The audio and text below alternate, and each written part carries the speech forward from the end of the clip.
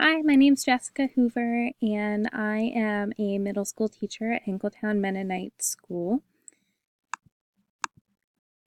This was my first year there. I was teaching grades 6 and 7, Bible and Math, and 6th grade LA.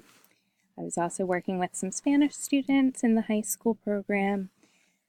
Before that, I was at Lancaster County Christian School, and I was teaching math and science and also taught 4th grade. I'm doing the ACTE with the STEM concentration because I'm hoping that that's going to help me in the years to come. I'm also anticipating picking up some more tech classes this year and just enjoy trying to um, get all of the facets of STEM involved in a lot of the things I'm teaching. This is my family. I have 4 kids, dog, cat. My daughter has the chinchilla. 3 of them are at Hinkletown with me, and 1 is at Warwick to play sports. And sports are one of my hobbies. I like to attend the kids' sporting events. I like to watch sports on TV. I like to eat Reese's peanut butter cups, but I prefer fruity candy like Starburst and Swedish Fish. I like to go to the beach, and I like to travel, and I like to cook. I don't like to do dishes, though. How do students learn science?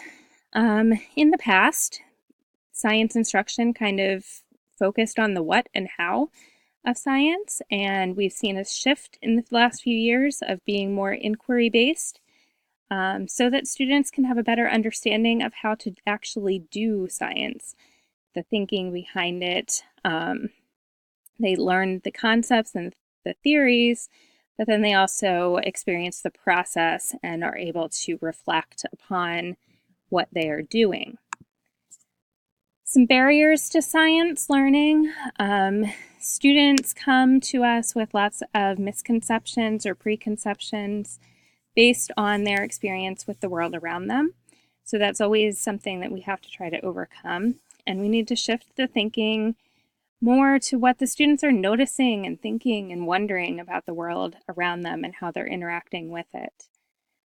Currently, my classroom, I'm not teaching science, so I felt a little out of my realm here, but I am teaching a lot of problem solving and trying to do that with an inquiry approach when it comes to math.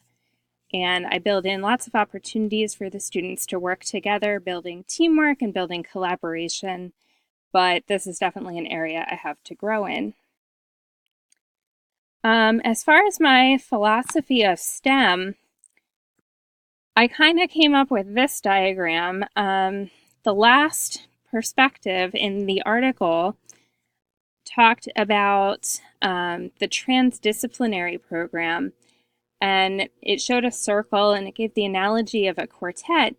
And I really liked that, but I think that it's important to also have it being student-centered. And so I kind of came up with this other diagram. Hopefully it illustrates kind of my thought process. But basically the students in the middle driving the inquiry into the other 4 areas. And depending on what the situation is, it's going to depend how much they're functioning in those 4 areas. But that's kind of what I was thinking, that they're in the middle and they're driving it, and all of those areas can come out of whatever the problem is that they're trying to solve or whatever they're trying to learn more about.